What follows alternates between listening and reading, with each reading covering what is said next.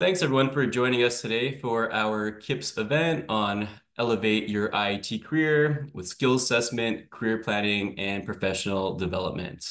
I'm Jonathan Elias, the CIPS National CMO, and with us today is Kilmeny West, the Senior Manager of Client Success at SkillsWave, as well as CIPS member Nick Oddson, who is the Head of Product at SkillsWave. I'll provide a brief overview of, in particular, the skills assessment and career planning tool. And then we'll have Kilmeny and Nick highlight the SkillsWave CIPS Member Benefit, which provides curated professional development. So briefly, I'm just going to let you know about CIPS in case this is your first introduction to CIPS. CIPS has been around for a long time. We've been around since 1958, establishing standards and best practices for IIT professionals.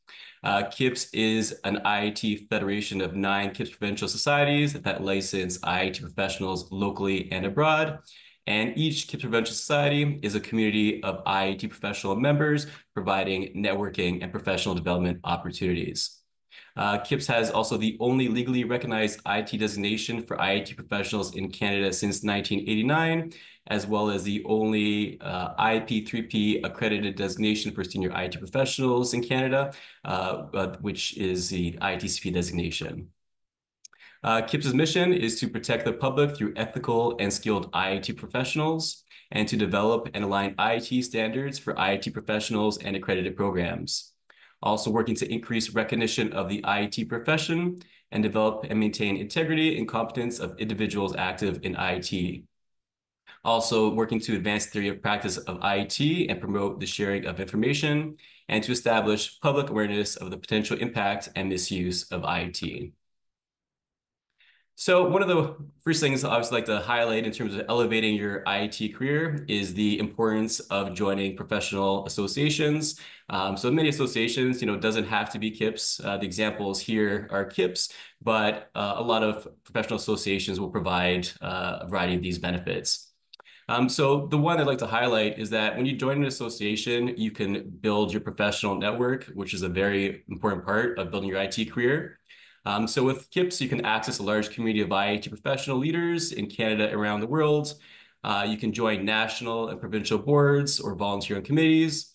You can engage with members in the CIPS community forum, share discussions and resources. You can connect with a variety of IIT professionals and thought leaders and industry experts. And ultimately, you're looking to build meaningful relationships with members across Canada, or even we have members that are all across the world. Another big reason to join professional associations is that it'll advance your career through a variety of ways. So in CIPS's case, we have our skills assessment and career planning tools that members can take advantage of. You can participate both in in-person and virtual events. 10 professional developments, which includes webinars, webcasts, workshops, and conferences. Volunteering is a big part of it to enhance your various skills, including leadership skills, and raise your profile. You can participate in mentorship programs and get career guidance to support your personal growth.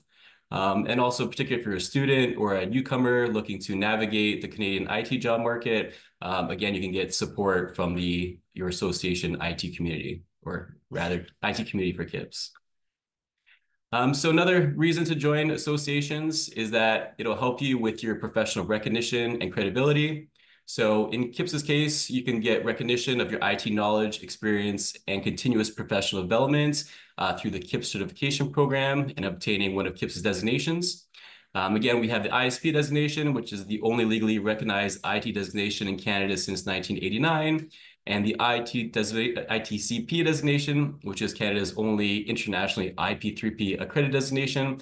So what that means is someone from the equivalent Australian Computer Society with their CP designation, that's also IP3P accredited, so they can come to CIPS and get the ITCP designation because of that alignment and portability. Another big benefit is that by being part of an association like CIPS, you can have access to a code of ethics and professional conduct, and that reflects that you're adhering to high standards, in IT practice and helping you build trust with employers and clients, showing that you're part of a professional association and abiding by that code of ethics. And CIPS, we've been around since 1958. We have a deep history and foundation across Canada, so that's what also helps lead to both a recognition and credibility.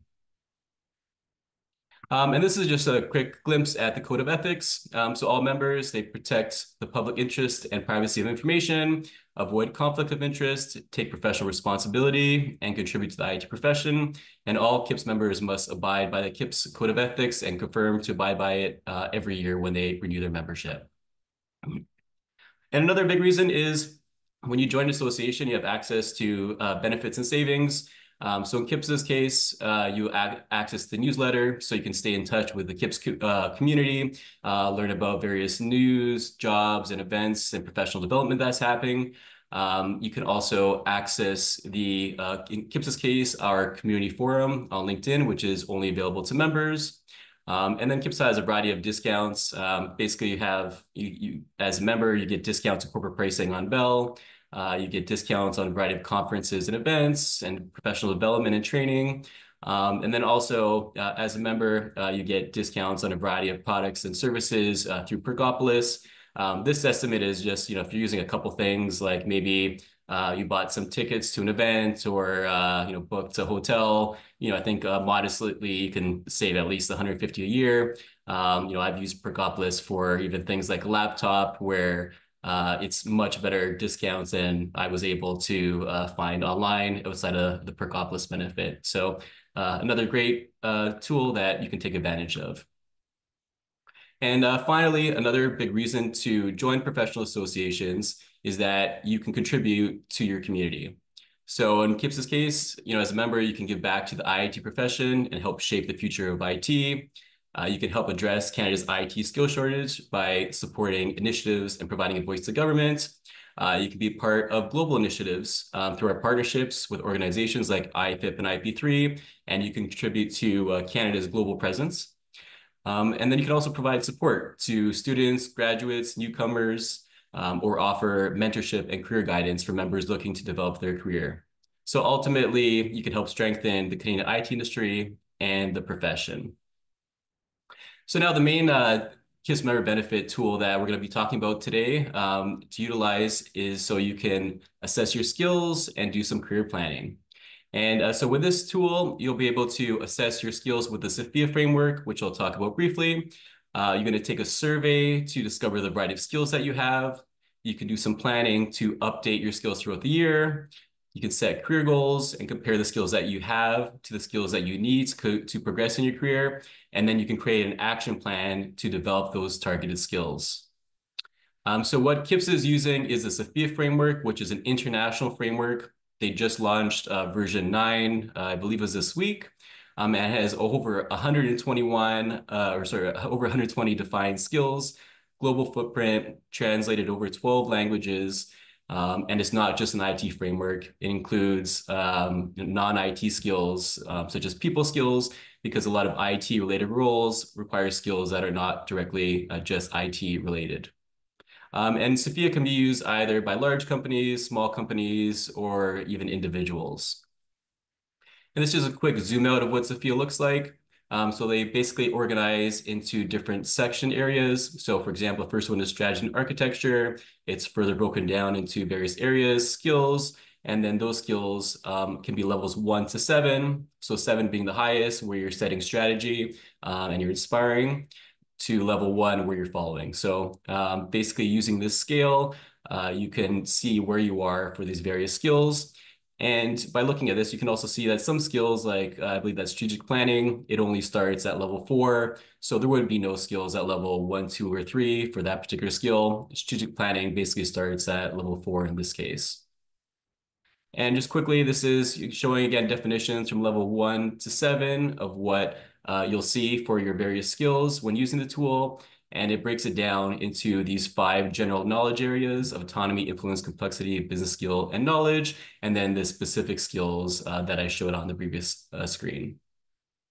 And how CIPS is using SFIA. So we use it for our skill assessment and career planning tool, using it for professional development, our certification program, some of our mentorship programs, our accreditation to assess some of the accredited programs, and can also be used for your job search. So just briefly, I'm just going to show you what that skill assessment and career planning tool looks like. So if you are a CIPS member, you can access it under the you can access it under the certification menu link, and you'll see the skill assessment and career planning, or even there's that big image that says IT skill assessment and career planning, and that'll take you to the page where you can get started and assess your skills. And the first part is just asking you a variety of questions through surveys to determine what skills you have at what various levels. And you'll see here that when you first start, you can either pick beginner or you can pick whole framework. And basically what you select here, it'll ask you more questions if you pick, higher level of whether you're a senior digital professional or you just want to be assessed on the whole framework. If you like surveys, I would say go ahead, go for the senior digital professional or whole framework. But if you're not a huge fan of surveys, you want to get through it quickly and then spend more time in the planner to add additional skills, maybe you'll pick something like advanced beginner or even digital professional, which will get an initial screen capture of your skills, and then you can add more skills with the planner. And when you're doing those surveys, it shows you the various surveys, approximately how long it'll take. And you can do these, at various times. You don't have to do it all in one sitting. You can do a couple surveys and come back to it. And I would say the survey could take anywhere from, half an hour if you're doing, some of the, say, advanced beginner or digital professional, to if you have a lot of skills and you're going to really dive deep into figuring out what skill levels you have, maybe it takes you an hour and a half. It really depends, again, how deep you want to get into assessing your skills with the surveys. And the surveys, again, when you go through it, it's going to first start with the general attributes that I mentioned, assessing your autonomy, influence, business skills, knowledge, and leadership. And then it'll dive into these specific skills. So in this example, it's assessing what skills you have for strategy and architecture. It asks whether you're competent, proficient, or just have knowledge, maybe just took a program. And as you progress, you'll see that it shows the surveys have been completed and you can start the next survey. And some of those surveys, again, they're not directly IT related. Some are things like people skills and relationship engagement because there are a lot of IT roles that require non-IT skills. And once you complete the surveys, you get this nice little skills report, which will show you what level you are for the general attributes, as well with a nice definition. And you can provide this to your employer or potential clients, and it'll give you basically a detailed report of the various skills you have at what levels, and as well as a definition of what that means for those levels. So this is basically what you get when you complete those surveys. Now, after you complete those surveys, then you have access to the planner section, which this is what it looks like. It's basically, what that skills assessment report is that you'll get emailed. However, you can edit it, you can change your results, you can add new skills that you might not have been assessed at. And using that, there's just a little edit profile button, and then you can go and add skills or change responses that you had for the various skills at the various levels from 1 to 7. And this is an example of what that looks like.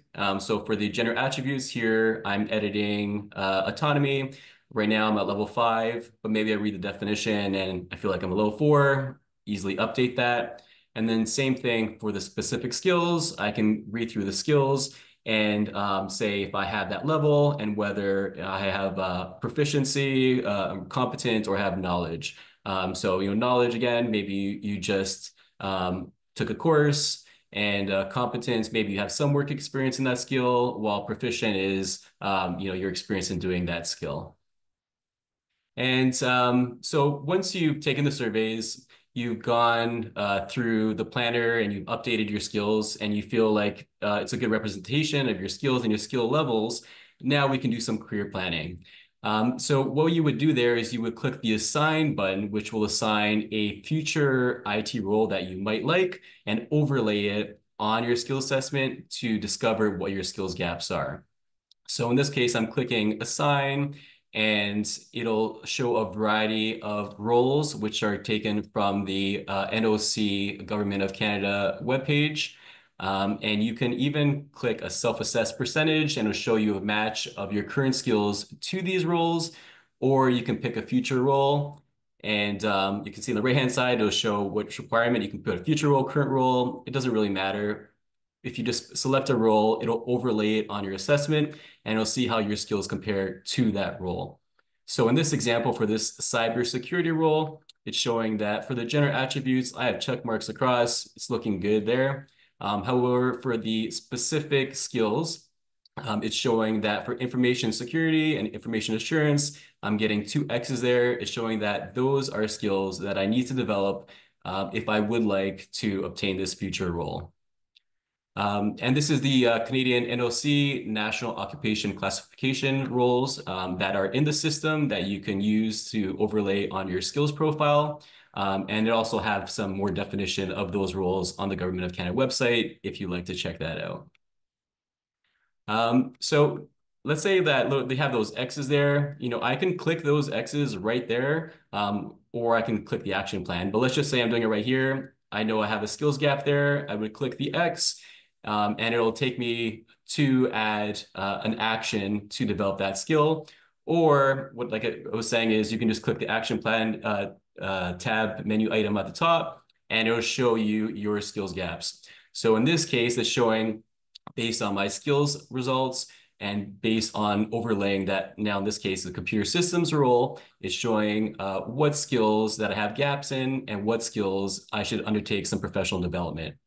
And it also shows in yellow some that are nice to have, while red will show that that is a requirement that is needed. So in this case, I should do professional development for this particular skill. Which is under change and transformation, and its requirements, definition, and management.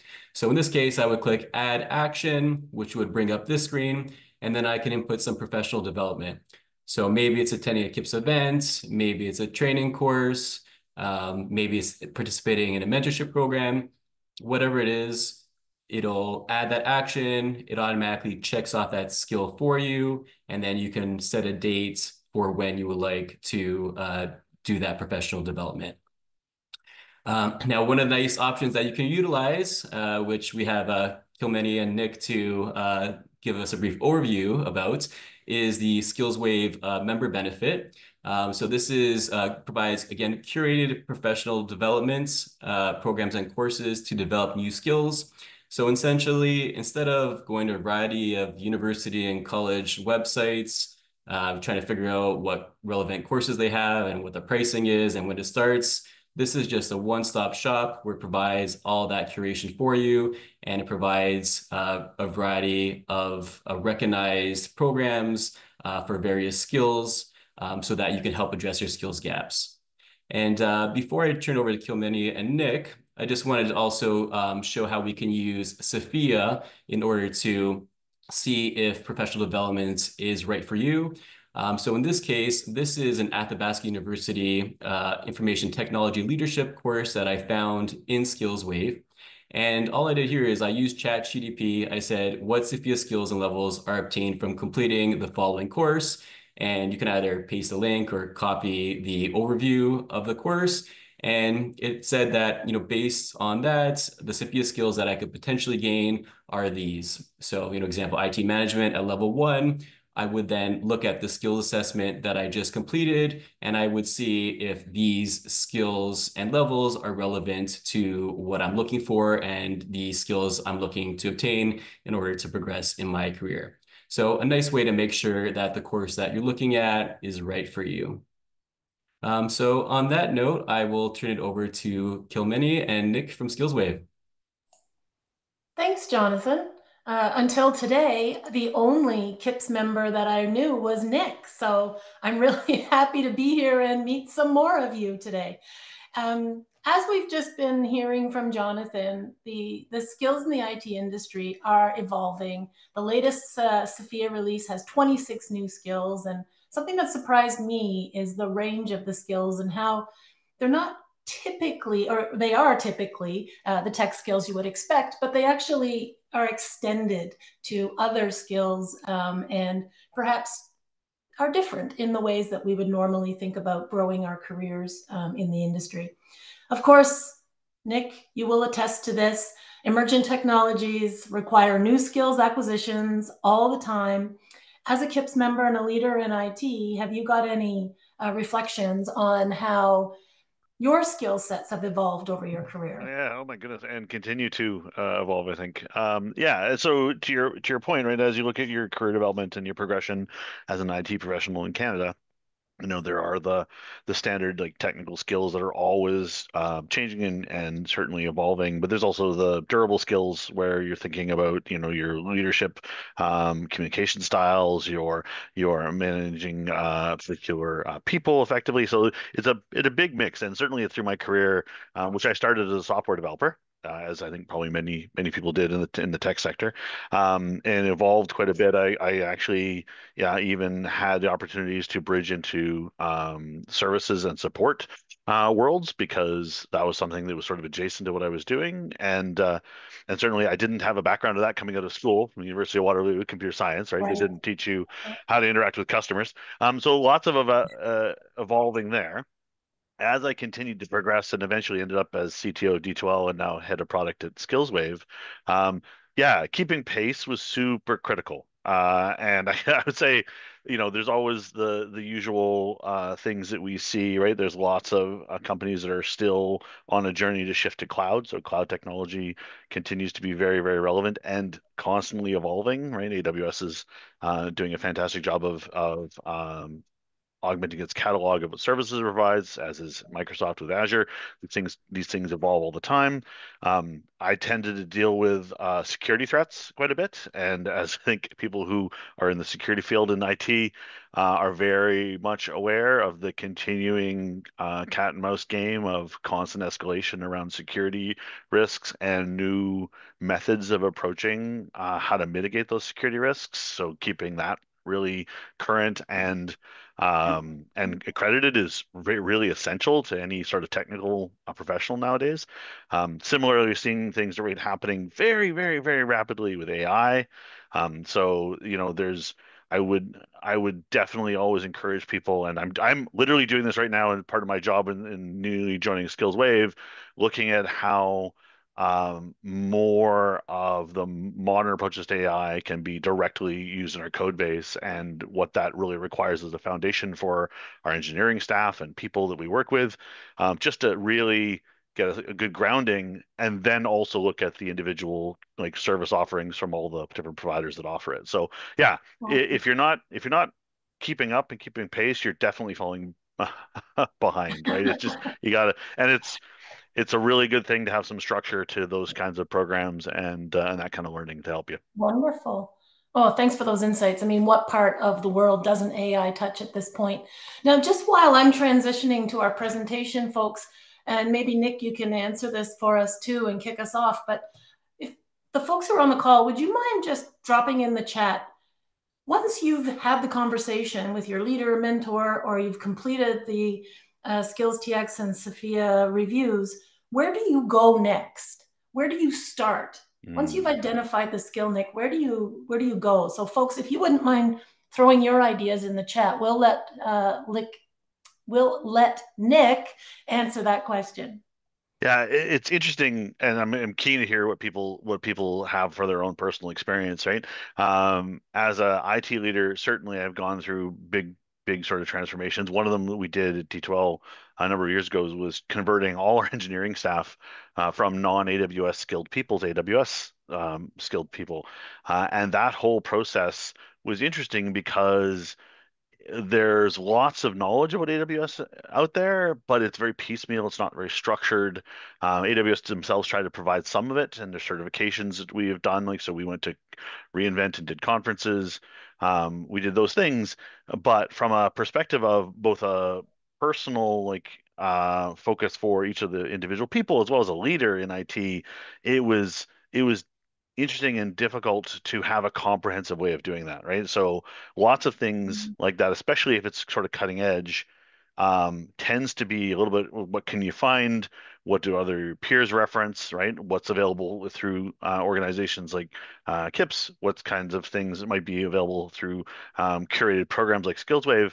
But other than that, you're on your own a lot. It's a lot of like, potentially communities of practice, peer groups, things that you run into, and YouTube videos, a lot of YouTube videos, right? Which are interesting because they can be useful, but you do spend a lot of time finding reliable sources there, right? Um, Excellent. and so it's challenging in lots of ways. Oh, that's super. Yeah, I like the phone a friend option. How do you do that thing? Yeah. And this is, folks, this is great because the challenge to finding that right fit PD or focus for your personal needs is often what holds us back from taking the first step. It's taking the time to search. And I reflect often on how the skills language, all this talk about skills is relatively new in our workplaces. And it makes it tough sometimes to match activities to a skill because we're not always talking the same language. And this is where a platform like SkillsWave can really help you. Folks, it's a lot like a marketplace. It's going to connect you, busy people, professionals in the IT industry, with curated, top quality, in-demand learning activities from those recognizable education providers, not your neighbor who happens to know something about AWS. And so, one of the reasons that we see when we're working with corporations and organizations, associations, is that where the platform really shines is the range of catalog options. The catalog is actually indexed to industry market skills. So Jonathan just mentioned NOC. That is one source that is utilized by this platform to make sure that we're tagging learning opportunities with relevant skills. And the education providers that you'll find in the catalog, they range. Jonathan mentioned colleges, universities. We also have independent education or learning companies. And I know that as a Canadian association, and in fact, our own Canadian focus, right? We're a Canadian company, SkillsWave. And one of the things that we're proud of is the way that we focus on some key Canadian partners. And so these are some brands that you might recognize. Again, the focus is on the skills, but you can absolutely find some of these really reputable and standouts in IT industry and across others as well. Why do you want to use the platform? I'll show you it in a second. It's really easy, right? It does that work, finds the right learning op, saving you time and energy, right? The industry index tagging means that the platform supports not only you, the learners, but also our education providers so that they're able to flag their content to the skills that you're looking for, right? And here, look, you register directly with the ed provider. This is going to sound weird, but there is no markup on the costs for the courses that you'll find in the platform. There's no fee for using SkillsWave. This is a benefit to you through CIPS. And then, folks, all you do, if you're eligible for any kind of reimbursements under your employer policy, you can just take the receipt and process that as you typically would for any other learning opportunity. And as Nick has highlighted for us with some of his examples, current and past, the IT industry-related skills are always evolving. But you can rely on SkillsWave now and in the future. Those 2,600 courses, they're expanding daily. Our education partner providers expanding daily. So you know that you're always prepared for that next opportunity when it comes. Apologies there for all there we go. Okay, cool. All right, so how do we find it? Kilmeny, great, enough talking about it. Where do we get it? Well, the easiest thing for you to do is, and I feel weird saying this to a room of IT professionals, but just bookmark it. You can get to SkillsWave through the CIPS Member Benefits webpage, excuse me, or you can just go to kips.skillswave.com and proceed from there. What that next step involves is popping an email address into the platform. So we'll send you a magic link. I love saying that, magic link. That'll come to you at that particular email address. It doesn't matter what the email address is, just as long as it's one that you use. Now, once you get to the platform, which we will in just a moment, but I want to highlight for you just how simple it is. Once you've taken the steps to decide what you want to focus on, so whether that's through the skills assessment tool, whether it's through the Sophia framework or just a mentor, once you've got that topic in mind, you proceed to the CIPS SkillsWave platform and you can search up relevant courses for you to then register for. And that is really all there is to using the platform. But if you get stuck, we're always here to help. So I'll show you in just a moment where to access support in the platform. But if you have a technical issue, a question, or you just want to give us feedback, we're an IT startup too.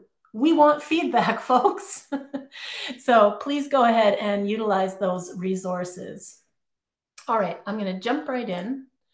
Oops, pardon me. I'm going to get the SkillsWave platform up for you. Here we go. All right, folks. Here we go. So when you land on the platform, this is the view that you will see. The platform is really simple to navigate. There's just a few things I want to point out for you. One being that we offer the platform in both French and English, so you can toggle between the two quite easily.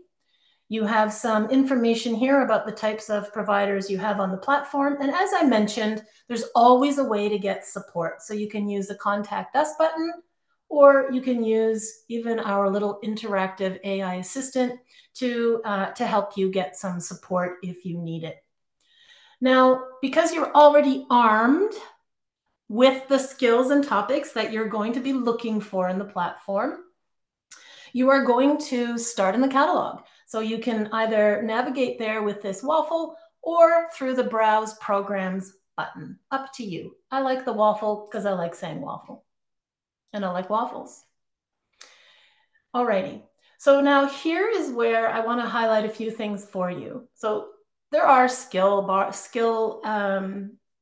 areas where you can type in your particular skills, or you can simply just use these drop downs. You can come in without any ideas if you want, and just navigate through to get some inspiration if that's the route you want to take. But if you do have a specific type of course that you want to look for, you want a certificate, you want a micro-credential, you can sort and by those filters as well. Providers, formats, so there's a range in here. Some of these courses, I'm thinking of some of the ones from University of Waterloo, they run from about a few hours to a day, all the way up to some degree programs here that will take you, 2 years to complete. So full range. And you can even parse that a little further if you want to look at hours per week.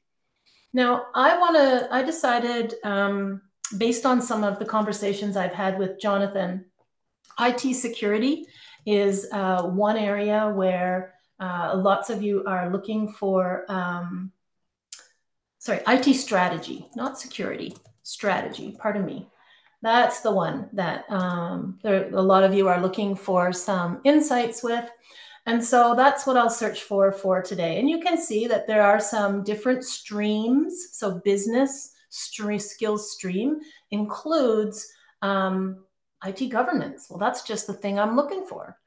So I can click into the course, and then I can get all of the additional information that I might want about this course, how long it might take me per week. It's instructor-led, which doesn't always mean that it's scheduled, side note. But if I want more details about that offering, I can even click over to the education provider website and get those additional details. What you see here, everyone, are the skills that are tagged with this course. So these are tagged, they're indexed to industry relevant skills, but they're tagged through the education partner and us at SkillsWave to make sure that they're as descriptive and helpful as possible. So this is a course I definitely am interested in. Then I can just go ahead and click Start Request. This page is going to seem, well, for our association members, it can seem a little difficult to navigate. And the reason for that is because this page is typically utilized by corporate partners.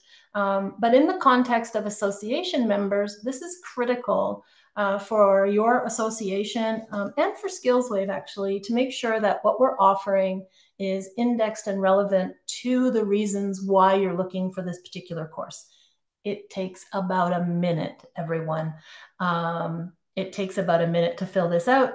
And there is an automatic approval for your course, at which point you just simply click over into the education partner website and complete the registration to become a student at that institution.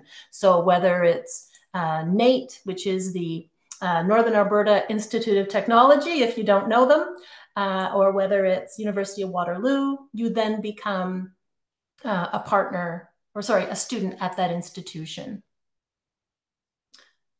I see a question. Can you connect SkillsWave to my LinkedIn profile? So interesting. Each partner institution offers their own kind of certification, and often that comes with a badge. It will depend on the provider. So when you are awarded that particular badge or certificate of completion, you can absolutely download it and post it to your LinkedIn profile. Anyone else have a question, comments? Oh, great. You're very welcome. You're very welcome. Happy to address that for you.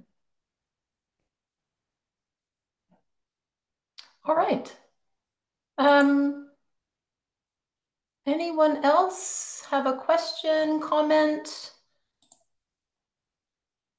You know, for Nick and I, it was an absolute pleasure to spend a little bit of time with you today.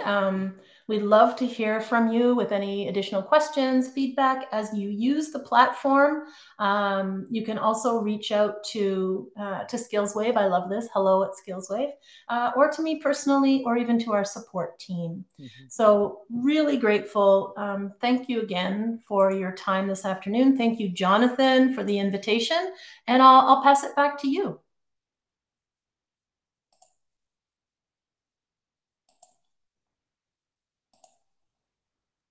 Amazing. Thank you so much, Kilmeny and Nick. Can you see my screen there? Yes. Okay, awesome. So yeah, thanks again for that overview of the SkillsWave tool. Again, it's a great resource to find curated professional developments. And again, want to highlight that if you want to use ChatGPT to relate it to your skill assessments, that via the Skills CX tool that we showed earlier, it's a great way to make sure that, screen just moved there. It's a great way to make sure that the courses that you find in SkillsWave are relevant to your skill assessments, to make sure that you're taking the right courses to obtain those skills to get your desired future roles and reach your career goals. So quickly, there's a couple other things that I want to mention that are important to focus on and that you can utilize to elevate your IT career. A big thing is mentorship. You can either serve as a mentor and gain some leadership skills and make new connections and contribute to your community. Or if you're a mentee, you can look for guidance from a mentor who's been there, has experience, and can share some tips and advice on how to reach your goals. And the example that we have here is the Alberta ICT Mentorship Program for Immigrants, which matches experienced mentors with Alberta immigrant mentees who are seeking guidance in their Canadian IT professional career. And the really nice thing about this in particular is it's also using Sophia and Skills TX. Essentially what it does is it's matching mentees to mentors based on their skills gaps. So as we demonstrated, when you overlay a role on your skill assessment, you can see where your skills gaps are. And then using this tool, it matches with mentors who have those skills so that you can get the best match possible based on other IT professionals who have been there and can give you relevant IT advice to, again, reach your career goals. Another thing I want to mention is that you can utilize ChatGPT to assess just various events in addition to professional development. So we looked at courses on SkillsWave. However, you can also look at events that are, for example, on the CIPS events calendar. This example is an event that we had in September. And I simply asked ChatGPT, what Sophia skills and levels might I gain from attending this event? I just pasted the event link, and it gave me an output that if I attend this CIPS event, that I might gain or develop these skills at these levels. And then again, cross-reference to my skills assessment to make sure that this event is relevant for me and is helping me obtain new skills that I need to reach my career goals. Now, on the reverse side of that, this is an example of using the CIPS job board. If you haven't already seen it, you can visit CIPS job board at jobs.kips.ca, and employers are actively posting jobs there to promote to CIPS members, especially certified CIPS members. And in this example, I just asked ChatGPT what Sophia skills and levels are required for the following job, and I just pasted the link for the manager of information technology. And it's telling me that for this role, I likely need these skills at these levels. And again, I can cross-reference it with my skill assessment to see if I'm the right fit for this role, or if I'm missing some skills. Again, I can then do some action planning and some plan some professional developments, get in SkillsWave and see if there's any relevant courses in order to obtain those skills that are required for that role so that I'll be a better fit for that role in the future. And also, volunteering, again, is a great way to raise your profile, build new skills, and contribute. And as a CIPS member, you can join your local CIPS provincial board. You can contribute at a national level by joining a national committee. You can contribute to various programs and initiatives. One example there was the Alberta Mentorship Program, where, if you're a senior IT professional in Alberta, we highly encourage you to participate in that program and contribute. And ultimately, the goal is to help shape the future of CIPS and contribute to the Canadian IIT profession. And one last item here before we take any final questions is that if you're looking to raise your IIT profile, one great way to do that is through CIPS certification and our designations, which demonstrate that you have a certain level of knowledge and experience. It's a very simple process where you would fill out a single certification application and provide the list of requirements, and then you can be provided one of these 3 designations based on your IT experience and knowledge. So for example, if you just graduated from an IT university or college program, but don't yet have a lot of IT experience, you can obtain the AITP, which is the pre-professional designation. Or if you do have IT experience, you can ultimately, you might obtain the ISP or ITCP, which you mentioned earlier, which again, ISP is the only legally recognized designation in Canada, and the ITCP is our internationally aligned IT designation, which represents, in addition to IT knowledge, also having business knowledge and skills as well. And just quickly, brief overview, if you want to apply for CIPS certification, really it's you need CIPS membership, there's a review fee, you provide references for the last 2 years or sponsors if you just graduated, and then you fill out that application where you provide your education for review, you provide your official transcripts, or if your school is from outside North America, you provide a Canadian course-by-course education equivalency assessment, and WES tends to be the most popular service used there. And then for the experience section, you provide that skill assessment report that we demonstrated earlier of how you can obtain by doing those skill surveys. You attach your resume and also fill out the experience section. And brief overview of like what you would need to get approved for CIPS designations.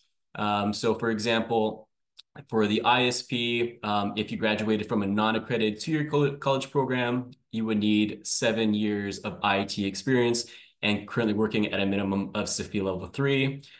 This is taken from the certification page, kips.ca/certification, and you can click these links to see exactly what that means. On the reverse side of that, let's say you graduated from a non-accredited 4-year university degree, you would need 4 years of IT experience and currently working at CIPS level 3.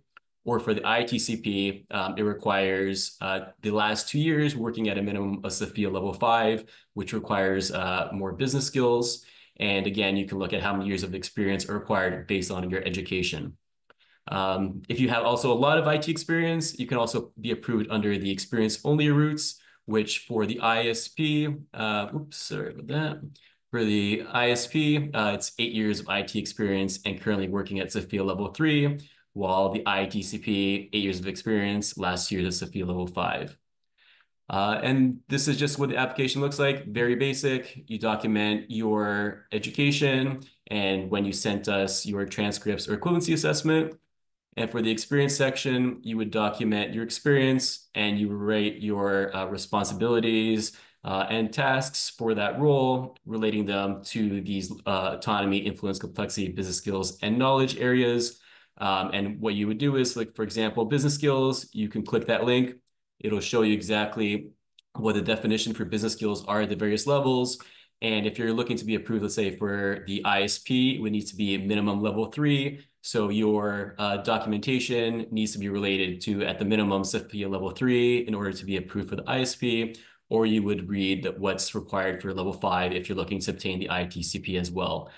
So yeah, if approved, you can, let's say you have level 5, you can obtain both the ISP and ITCP if you have both those requirements. So thank you all for joining this event with us. We will make the webinar available on the KIPS website, and you'll be notified when that's available in the KIPS e-newsletter if you're a member. And also make sure to follow us on all the social channels, especially LinkedIn, where that's a great place to also see when any webinars or events are posted. So thank you all for joining us, and we hope to see you at the next event. And again, big thank you to Kilmeny and Nick. I really appreciate you giving an overview of this awesome member benefits. And yeah, we hope you take advantage of it. So thanks, everyone.